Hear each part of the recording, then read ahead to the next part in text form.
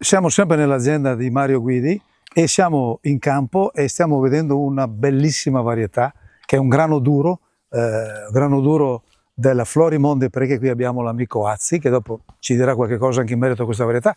La caratteristica di che ha una spiga tozza, anche questa è una pianta molto, molto importante, molto, la vedo sana anche da un punto di vista infettivo.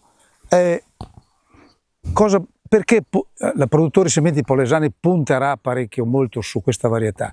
Perché dalle analisi che abbiamo fatto l'anno scorso e l'altro anno, effettivamente è una varietà che porta una proteina medio-alta. Oltre alla produttività, che sarà un grande produttore, lo vediamo già dalla spiga, questa è una varietà che avrà anche proteine molto interessanti per la nostra industria, la nostra agroindustria. Cosa abbiamo fatto? Abbiamo fatto lo stesso intervento che abbiamo fatto nel grano tenero, quindi Diserbo Corteva Senior più Zippar assieme al fungicida e la tussera di Syngenta. In foglia bandiera abbiamo fatto Questar-T assieme a un insetticida, e dopodiché anche in questo caso in spigatura abbiamo fatto Strale a 0,8. Ecco, adesso io inviterei l'amico Azzi a dire qualche cosa in merito a questa bellissima varietà.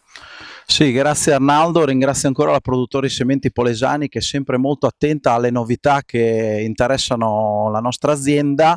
Qui appunto ci troviamo di fronte a una varietà di frumento duro dalle elevate rese, ma la cosa interessante è anche la tolleranza molto spinta che ha alle principali malattie fungine. Infatti ha un'elevata tolleranza all'oidio, alla septoria, e non da trascurare soprattutto la ruggine bruna. Ciò che contraddistingue la varietà, oltre all'elevato contenuto proteico, e questo renderà la varietà ancora più interessante a mio avviso per tutta la filiera molitoria, è l'elevatissimo indice di giallo e l'indice di glutine. Sono particolarmente interessanti, tant'è, dico una curiosità, che la varietà in Francia è nel gruppo d'élite, è l'unica varietà nel gruppo d'élite in Francia.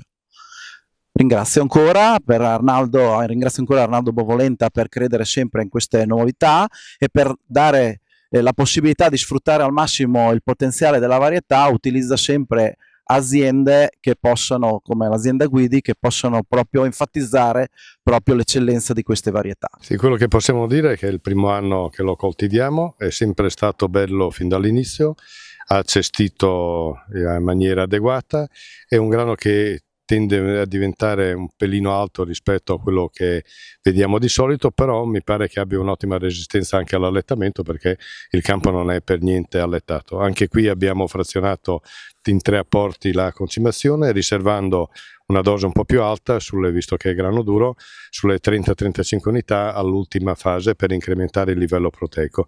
Lo proveremo e da vedersi è un ottimo grano, con spighe ben formate e molto fitto, e quindi ci aspettiamo una buona produzione.